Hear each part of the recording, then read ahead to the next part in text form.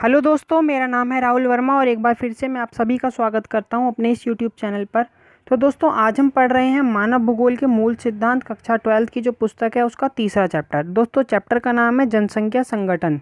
तो दोस्तों, ये जो चैप्टर है वो बहुत ही सिंपल सा चैप्टर है जिसके अंदर कुल 6 पॉइंट हैं गिने चुने। ठीक है, उनमें से 7-8 क्वेश्चन बनेंगे। ठीक है, तो देख लेते हैं इस चैप्टर को। तो चैप्टर के मैं आपको सबसे पहले पॉइंट्स बता देता हूँ कि क्या क्या पॉइंट्स होंगे हमारे चैप्टर के अंदर जो आज हमें पढ़ने होंगे। ठीक है दोस्तों, तो चलिए सबसे पहले शुरुआत करेंगे हम चैप्टर के जो पॉइंट है, जो चैप्टर का जो नाम है उसके अर्थ से कि जनसंख्या संगठन का क्या अर्थ होता है। उसके बाद हमें पढ़ना होगा लिंग संगठन। ठीक है, जिसके अंदर हम पढ़ेंगे लिंग अनुपात को। ठीक है, उसके बाद हमें पढ़ना होगा चैप्टर का दूसरा पॉइंट जो कि होगा आयु संरचना। ठीक है दोस्तों, जो कि होगा आयु संरचना। आयु संरचना के बाद हम पढ़ेंगे चैप्टर का तीसरा पॉइंट जो कि होगा आयु लिंग प्रामीण। ठीक है दोस्तों, जो कि होगा आयु लिंग प्रामीण। इसके बाद दोस्तों हम आगे चलेंगे और आगे जो पॉइंट होगा वो होगा ग्रामीण नगरीय संगठन। इसके बाद साक्षरता और इसके बाद व्यावसायिक संरचना। तो दोस्तों चलिए चैप्टर की शुरुआत करते हैं और चैप्टर की जो शुरुआत करने वाले हैं हम वो करने वाले हैं नोट्स के थ्रू। तो चलिए नोट्स पर चलते हैं। तो दोस्तों ये चैप्टर 3 है और जनसंख्या संगठन और ये इसके नोट्स हैं। तो चलिए दोस्तों शुरुआत करते हैं।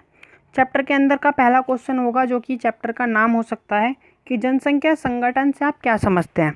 तो दोस्तों जनसंख्या संगठन का अर्थ होता है ऐसी जनसंख्या की विशेषताएं जिनकी माप की जा सकती है। जिनकी माप का मतलब जिनको आंका जा सकता है, जिनकी गणना की जा सकती है।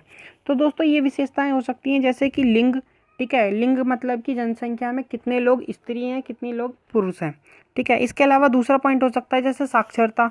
ठीक है, कितने लोग साक्षर हैं, कितने लोग साक्षर नहीं हैं। ठीक है, तो इसी के स्थान पर मतलब आवास के स्थान पर के कितने लोग ग्रामीण हैं, कितने लोग शहरी हैं। तो इन सब का माप किया जा सकता है। तो इन्हीं जनसंख्या की विशेषताओं को बोला जाता है जनसंख्या संगठन। तो दोस्तों देख लेते हैं इसको लिखना कैसे है। ठीक है, आंसर में होगा हमारा हेडिंग जनसंख्या संगठन, जिसके अंदर हमें लिखना होगा जनसंख्या संगठन से अभिप्राय ऐसी जनसंख्या विशेषताओं से है जिनकी माप की जा सकती है, जैसे कि आयु, लिंग, साक्षरता, आवास का स्थान आदि। इसे जनसंख्या संरचना भी कहते हैं। तो दोस्तों ये पहला पॉइंट था जो हमारा क्लियर हो जाता है। इसके बाद दूसरा पॉइंट देखते हैं। ठीक है, जो कि है लिंग अनुपात किसे कहा जाता है। तो दोस्तों लिंग अनुपात जो होता है वो होता है स्त्रियों और पुरुषों की संख्या के बीच का अनुपात। ठीक है, तो चलिए देखते हैं लिंग अनुपात किसे कहते हैं। आंसर में हेडिंग लिंग अनुपात, जिसके अंदर हमें लिखना है जनसंख्या में स्त्रियों और पुरुषों की संख्या के बीच के अनुपात को लिंग अनुपात कहते हैं। दोस्तों कुछ देशों में जैसे कि भारत में प्रति 1000 पुरुषों पर स्त्रियों की संख्या के रूप में लिंग अनुपात को मापा जाता है, जबकि कुछ देशों में प्रति 1000 स्त्रियों पर पुरुषों की संख्या के रूप में इसे मापा जाता है। तो चलिए दोस्तों एक बार मैं आपको एक हाईलाइट करके दिखा देता हूँ।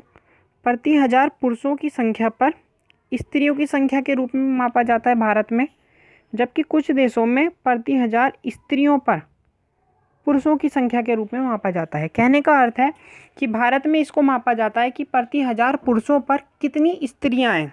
ठीक है, जैसे कि सपोज कीजिए 937। ठीक है, 937। ठीक है, तो 937 है, सपोज कीजिए 1000 पे 1000 पुरुषों के लिए 937 स्त्रियां हैं। ठीक है, 1000 पुरुषों के लिए 937 स्त्रियां हैं। ठीक है, तो इसको बोला जाएगा लिंग अनुपात। ठीक है, तो भारत में ये है। और जबकि कुछ देशों में क्या होता है प्रति 1000 स्त्रियों पर यानी कि 1000 स्त्रियों पर कितने पुरुष हैं उसके रूप में इसे मापा जाता है। तो दोस्तों आशा करता हूँ ये लिंग अनुपात का टॉपिक भी आपको समझ में आया होगा।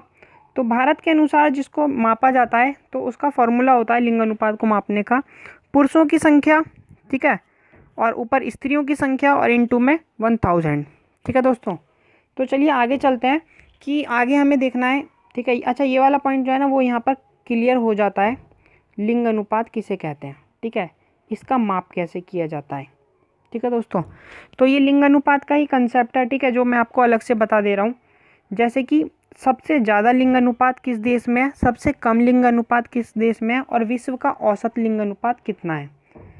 तो दोस्तों देख लेते हैं ठीक है। सबसे ज़्यादा जो लिंग अनुपात है, सबसे उच्चतम, वो है लैटविया या लताविया का। ठीक है दोस्तों, लैटविया या लताविया का, जो कि है 1187, जो कि है 1187, 1187। ठीक है। जबकि सबसे कम लिंग अनुपात जो है, सबसे कम लिंग अनुपात वो है किसका? UAE, UAE. ठीक है, संयुक्त अरब अमीरात। ठीक है, इसका सबसे निम्न लिंग अनुपात है जो कि है 468। ठीक है, जो है 468, ये आप देख सकते हैं 468। ठीक है, 468। और दोस्तों विश्व का, ठीक है, वर्ल्ड का जो एवरेज लिंग अनुपात है, एवरेज जो सेक्स रेशियो है, वो है हमारा 990। ठीक है, विश्व का जो औसत लिंग अनुपात है वो है 990। तो दोस्तों ये आपको याद करना है, ये मैंने आपके लिए टेबल बना दिया, आप भी ऐसी एक टेबल बना लीजिए। ठीक है, तो चलिए दोस्तों, इसके बाद एक पॉइंट इसके अंदर जो पूछ लिया जाता है क्वेश्चन, ठीक है, 3-4 नंबर तक का क्वेश्चन होता है, जिसमें क्वेश्चन होता है कि ये जो स्त्रियों की संख्या कम है, ठीक है, लैटविया को छोड़ के बाकी विश्व के अधिकतर देशों में जो स्त्रियों की संख्या है वो बहुत कम है। ठीक है, पुरुषों की तुलना में बहुत कम है, और जिनमें सबसे ज़्यादा एशिया के जो ऐसे देश हैं, एशिया के सभी देशों में लिंग अनुपात कम है। ठीक है, भारत में भी 1000 से कम ही है। ठीक है, जो कि ऑलमोस्ट 937 के आसपास है। ठीक है, 2011 के अनुसार। तो दोस्तों देख लेते हैं कि ये जो प्रतिकूल होने के कारण है, मतलब कि स्त्रियों की संख्या कम हो रही है, इसके क्या कारण है। ठीक है, तो भारत में क्या होता है, स्त्री भ्रूण हत्या कर दी जाती है। अगर स्त्री के मतलब गर्भ में ही चेक करवा लेते हैं और स्त्री भ्रूण हत्या कर देते हैं। ठीक है, या फिर स्त्रियों के प्रति घरेलू हिंसा की जाती है। ठीक है, लोग पुत्र की लालसा करते हैं, लोग चाहते हैं कि पुत्र आए। और चौथा हेडिंग मैंने लिखा है शिक्षा और जागरूकता की कमी है। तो दोस्तों ये 4 कारण मैंने लिखे हैं, जो कि हैं लिंग अनुपात के प्रतिकूल होने के कारण, या फिर स्त्रियों की संख्या पुरुषों की तुलना में कम होने के कारण। तो दोस्तों यहाँ पर हमारा जो लिंग संगठन जो टॉपिक था वो क्लियर हो जाता है। ठीक है, जिसके अंदर हमने लिंग अनुपात पढ़ा। ठीक है, लिंग अनुपात क्या है, इसे कैसे मापा जाता है, विश्व में सबसे अधिक लिंग अनुपात कहाँ पर है, सबसे कम कहाँ पर है, और विश्व का औसत कितना है, और प्रतिकूल होने के कारण कितने हैं। तो दोस्तों यहाँ पर हमने ये सारे टॉपिक क्लियर कर लिए हैं। इसके बाद हम अगले हेडिंग पर चलेंगे, जो कि है आयु संरचना। तो दोस्तों इसका तीसरा क्वेश्चन मैंने बनाया है, जो है आयु संरचना क्या है, इसके द्वारा जनसंख्या को कितने भागों में बांटा जाता है। ठीक है दोस्तों, आयु संरचना क्या है, इसके द्वारा जनसंख्या को कितने भागों में बांटा जाता है। तो दोस्तों देखिए, आयु संरचना क्या है। ठीक है, आयु संरचना से अभिप्राय एक ऐसे सूचक से है जो विभिन्न आयु वर्गों में लोगों की संख्या को प्रदर्शित करता है। ठीक है, ये बताएगा मतलब कि ये जो आयु वर्ग है, इसके अंदर जनसंख्या में कितने लोग हैं, ये जो आयु वर्ग है इसमें कितने लोग हैं, और ये जो आयु वर्ग है इसमें कितने लोग हैं। इसके साथ ही ये जो आयु संरचना है, ये हमें ये भी बताता है कि जन्म दर कैसी है उस देश की, ज़्यादा या अधिक है, मृत्यु दर कैसी है, और जीवन प्रत्याशा कैसी है। ठीक है दोस्तों, इसके अलावा ये भी बताता है कि कार्यशील जनसंख्या जो है वो कैसी है। ठीक है, कितनी है, तो ये इसके बारे में भी हमें जानकारी देता है। ठीक है, तो आयु संरचना के बारे में पढ़ लेते हैं। चलिए दोस्तों आंसर देखते हैं। आयु संरचना, आयु संरचना से अभिप्राय एक ऐसे सूचक से है जो विभिन्न आयु वर्गों में लोगों की संख्या को प्रदर्शित करता है। दोस्तों एक क्वेश्चन हो जाता है कई बार, इसका महत्व बताइए। तो इसका महत्व होता है आयु संरचना द्वारा जन्म दर, मृत्यु दर और जीवन प्रत्याशा को मापा जा सकता है। ठीक है, उसका आकलन किया जा सकता है। तो दोस्तों देखिए, आयु संरचना के द्वारा, जो कि क्वेश्चन का दूसरा पार्ट था, इसके द्वारा जनसंख्या को कितने भागों में बांटा जाता है। ठीक है दोस्तों, तो इसके द्वारा यानी कि आयु संरचना के द्वारा जनसंख्या को 3 भागों में बांटा जाता है। ठीक है, जनसंख्या को 3 भागों में बांटा जाता है, जो कि इस प्रकार है। सबसे पहला युवक। ठीक है दोस्तों, ये जो युवक आयु वर्ग है, इसके अंदर 0 से 14 वर्ष के जो युवक होते हैं उनको शामिल किया जाता है। ठीक है, ये जो जनसंख्या का भाग है, ये कार्यशील जनसंख्या पर डिपेंड होता है, यानी कि आधारित होता है। कहने का मतलब है ये जो लोग हैं ये शिक्षा मतलब स्टूडेंट्स के रूप में होते हैं। ठीक है, या फिर काम नहीं करते हैं। ठीक है, गैर कार्यशील होते हैं। तो इसीलिए ये जो आश्रित होते हैं, ये आश्रित होते हैं कार्यशील जनसंख्या पर। ठीक है, तो कार्यशील जनसंख्या पर ये आश्रित होता है युवक वर्ग। ठीक है दोस्तों, तो कार्यशील जनसंख्या को देखते हैं। ठीक है, दूसरा जो पॉइंट है, दूसरा भाग जो है इसका, ठीक है, वो है वयस्क। ठीक है दोस्तों, दूसरा भाग जो है वो है वयस्क। ठीक है, तो इसको देख लीजिए। किसी भी देश की जनसंख्या का ये वाला जो आयु वर्ग है ये बहुत ही महत्वपूर्ण होता है, क्योंकि ये कार्यशील जनसंख्या होती है और देश के विकास में इसका सबसे अधिक योगदान होता है।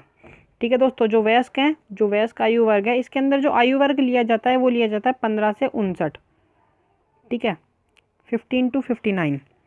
ठीक है, तो ये जो वर्ग है ये कार्यशील होता है, कहने का मतलब है जनसंख्या में का ये वाला वर्ग काम कर रहा होता है। ठीक है, रोजगार में होता है कहीं ना कहीं, तो इसीलिए ये वाला जो आयु वर्ग है ये देश के विकास में बहुत ही महत्वपूर्ण होता है। तो दोस्तों ये हम पढ़ रहे हैं आयु संरचना, जिसके अंदर हम आयु के आधार पर जनसंख्या का विभाजन कर रहे हैं। तो ये इसका दूसरा वर्ग था 15 to 59।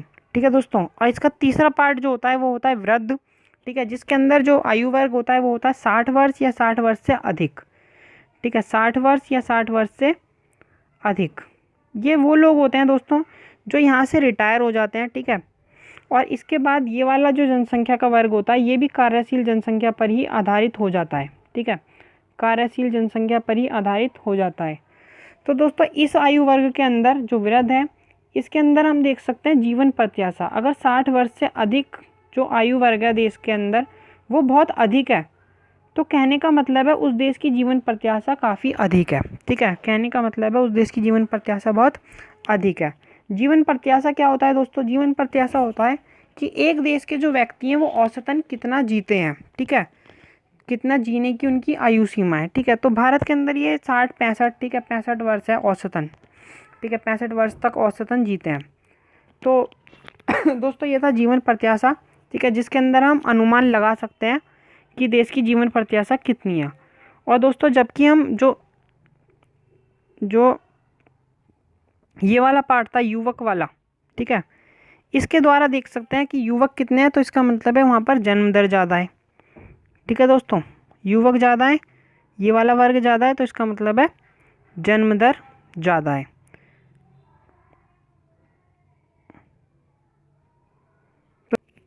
तो दोस्तों ये वाला पॉइंट जो है हमारा वो क्लियर हो जाता है, जो कि था आयु संरचना। ठीक है, आयु संरचना क्या है हमने यहाँ पर ये पढ़ा, और इसके अलावा पढ़ा आयु संरचना के 3 वर्ग।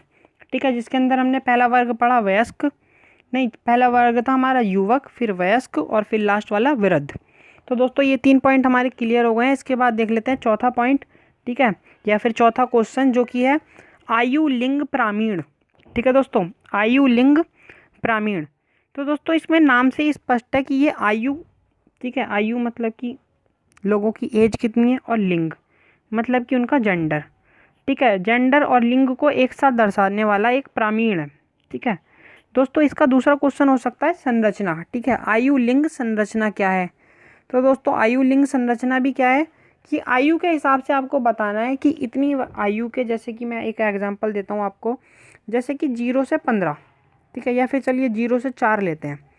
0 से 4 जो आयु वर्ग है उसके अंदर बच्चों में, यानी कि 0 से 4 के बच्चे होंगे, इन बच्चों में स्त्री कितनी है, ठीक है, वुमेन्स कितनी है, यानी कि मेल कितना है, चलिए मेल कितना है और फीमेल कितना है। ठीक है, मेल कितना है और फीमेल कितना है। तो ये हमने आयु वर्ग में आयु के अनुसार लिंग को बांट दिया। ठीक है, तो ऐसे ही बोला जाएगा आयु लिंग प्रामीण। ऐसा एक प्रामीण बनाएंगे हम। ठीक है, इसके अंदर हम एक तरफ पुरुष दिखाएंगे, ठीक है, मेल दिखाएंगे, एक तरफ फीमेल दिखाएंगे, तो इस प्रामीण को बोला जाएगा आयु लिंग प्रामीण। तो चलिए दोस्तों समझते हैं। आयु लिंग प्रामीण से अभिप्राय विभिन्न आयु वर्गों में स्त्रियों और पुरुषों की संख्या को दर्शाने वाले रेखा चित्र से है। तो दोस्तों एक ऐसा रेखा चित्र जो आयु के अनुसार जो जनसंख्या है उसमें स्त्रियों और पुरुषों की संख्या को दर्शाता है, उस प्रामीण को या उस रेखा चित्र को आयु लिंग प्रामीण कहते हैं। तो दोस्तों ये हमारा पॉइंट क्लियर हो जाता है आयु लिंग प्रामीण का। ठीक है, तो ये आयु लिंग प्रामीण के अनुसार हम जनसंख्या की 3 स्थितियों को देख सकते हैं, या फिर ये आयु लिंग प्रामीण जनसंख्या की 3 स्थितियों को बताता है। ठीक है, जो कि है विस्तारित होती जनसंख्या, ठीक है, विस्तारित होती जनसंख्या, स्थिर जनसंख्या और ह्रासमान या घटती जनसंख्या। दोस्तों ह्रासमान का अर्थ होता है घटता हुआ, ठीक है। तो फिर तीसरा पॉइंट है इसका ह्रासमान या घटती हुई जनसंख्या। तो चलिए दोस्तों मैं आपको इसके एग्जाम्पल दिखा देता हूँ जो कि बुक के अंदर है, ठीक है, जो कि बुक का जो चैप्टर है उसमें है। तो चलिए चलते हैं वहीं पर ही। तो दोस्तों जो आयु लिंग प्रामीण था उसकी पहली स्थिति पर हम आ गए हैं, जो है विस्तारित होती जनसंख्या या विस्तृत होती जनसंख्या, ठीक है, यानी कि बढ़ती जनसंख्या। तो चलिए दोस्तों इसको मैं आपको बता देता हूँ, समझा देता हूँ, ठीक है। इसका जो आकार है आप देख सकते हैं वो एक त्रिभुज के आकार के जैसा है, ठीक है। तो इसीलिए इसे त्रिभुज आकार प्रामीण भी कहते हैं, ठीक है। दोस्तों ये जो प्रामीण है ये दर्शाता है कि जो जनसंख्या है वो बढ़ रही है, जो जनसंख्या है वो पॉपुलेशन है वो बढ़ रही है। तो चलिए दोस्तों मैं आपको समझा देता हूँ कैसे ये दर्शा रहा है, ठीक है। तो आप देख सकते हैं दोस्तों ये जो आयु वर्ग है एक एक्स एक्स पर, ठीक है, ये जो होता है ये एक्स एक्स होता है, ये वाई एक्स होता है, ठीक है,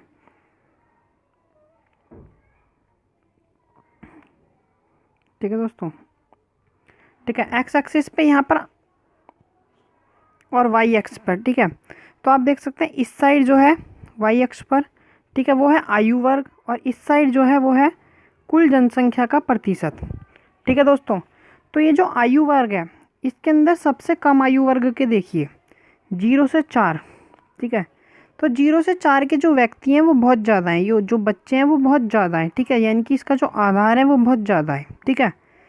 जबकि आगे जाते जाते ये जनसंख्या कम होती जा रही है, ठीक है। तो कहने का मतलब है इस दौरान या फिर इस समय 2003 की जो ये बात कर रहे हैं नाइजीरिया की, ठीक है, उस दौरान यहाँ पर जो जन्म दर है वो बहुत ज़्यादा है, ठीक है, जो बर्थ रेट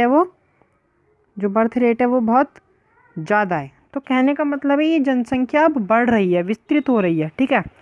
तो ये वाला जो त्रिभुज है, जो प्रामीण है त्रिभुजाकार वाला, ये दर्शाता है कि जनसंख्या जो है वो विस्तृत हो रही है, यानी कि इसमें जो जन्म दर है वो बहुत अधिक है, ठीक है, यानी कि निम्न आयु वर्ग के जो लोग हैं वो बहुत अधिक हैं, ठीक है दोस्तों।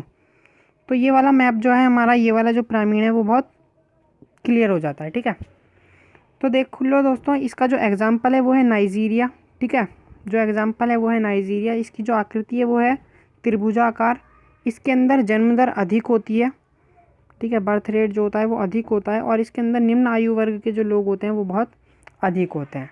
तो दोस्तों ये इसकी विशेषताएं हैं, ठीक है, आप या तो लिख लीजिएगा या फिर आप याद कर लीजिएगा, ठीक है दोस्तों। तो चलिए दूसरी स्थिति पर चलते हैं, ठीक है, जो कि है स्थिर जनसंख्या की, ठीक है दोस्तों, जो कि है स्थिर जनसंख्या की।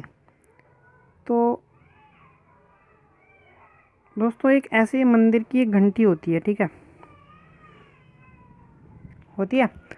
तो दोस्तों इसका आकार कुछ उसी की तरह है, ठीक है, आप देख सकते हैं इसका आकार कुछ उसी की तरह है, ठीक है। तो दोस्तों आप देख सकते हैं इसका आकार भी उसके जैसा है। तो इस जो प्रामीण को बोलते हैं वो बोलते हैं घंटी के आकार का प्रामीण, ठीक है, घंटी के आकार का प्रामीण। तो दोस्तों आप देख सकते हैं ये जो प्रामीण है इसके अंदर पिछले वाले की तुलना में जो जन्म दर है वो कम है, ठीक है, जो पहले वाला था वो ऐसा था जबकि ये ऐसा है। तो 0 से 4 के आयु वर्ग के लोग कम हो गए हैं, और ऊपर के जो लोग हैं वो भी लगभग इतने ही हैं, ठीक है। तो ये जो प्रामीण है स्थिर जनसंख्या का प्रामीण, ये घंटी के आकार का होता है, ठीक है। इसका जो एग्जाम्पल है वो है ऑस्ट्रेलिया, ठीक है, इसका जो एग्जाम्पल है वो है ऑस्ट्रेलिया। और इसके अंदर जो जन्म दर है और जो मृत्यु दर है, ठीक है, बर्थ रेट और डेथ रेट वो लगभग बराबर हो जाते हैं, ठीक है, और डेथ रेट लगभग बराबर हो जाते हैं, जन्म दर और मृत्यु दर लगभग समान हो जाती हैं। तो दोस्तों इसके अंदर हमने पढ़ा स्थिर जनसंख्या के प्रामीण के अंदर कि इसकी जो आकृति होती है वो घंटी के आकार की होती है, ठीक है। इसका जो एग्जाम्पल है वो ऑस्ट्रेलिया है, इसके अंदर जन्म दर और मृत्यु दर लगभग समान हो जाती हैं। तो चलिए दोस्तों आगे चलते हैं, ठीक है, तीसरी स्थिति पर, जो कि है ह्रासमान जनसंख्या या फिर घटती हुई जनसंख्या, ठीक है दोस्तों। ये जो प्रामीण है ये है हमारा कहाँ का, जापान का। और दोस्तों इसकी कोई आकृति वैसे है नहीं, ठीक है, जो मैं आपको आकृति बताऊं, ठीक है। तो देखिए ये जो प्रामीण है अगर इसकी आकृति पूछने को आता है तो आप लिखेंगे ह्रासमान जनसंख्या वाला प्रामीण, ठीक है। आपको मैं इसकी पहचान बता देता हूँ, इसकी पहचान सिर्फ ये है कि इसमें जो जन्म दर है वो बहुत कम होती है और ऊपर की जनसंख्या ज़्यादा निकल रही होती है बाहर। ठीक है, कहने का मतलब है ये पिरामिड कुछ इस प्रकार का होता है। ठीक है, ये पिरामिड कुछ इस प्रकार का होगा कि ये ऐसे करके ऐसे जा रहा होगा। ठीक है, ऐसे करके ऐसे जा रहा होगा। कहने का मतलब है जन्म दर कम होगी, मृत्यु दर ऊपर ज़्यादा होगी। ठीक है, ऊपर की जो आकृति के लोग हैं वो कम होते जाएंगे और जन्म दर कम होती जाएगी। कहने का मतलब है ये वाले जो आयु वर्ग के लोग होंगे जब ये बड़े होंगे तो ये मर जाएंगे और इधर जन्म दर है नहीं। ठीक है, जो इधर जनसंख्या आ पाए।